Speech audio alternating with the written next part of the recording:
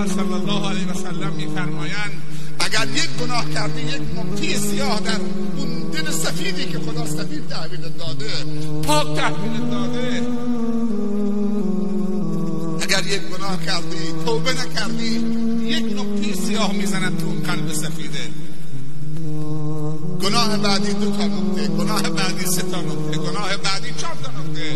اون قدر گناه میکنی و شیطان وعده های پس فردا و بعدش رو وقتی پیر شدی میده که حالا فعلا که جوان دنیا دور زنا خوشید بکن، آخر روز توبه میکنی. باور بکنید جوان هست، پول داره، پیرمرد هست، پول داره، 50 سالشه، پول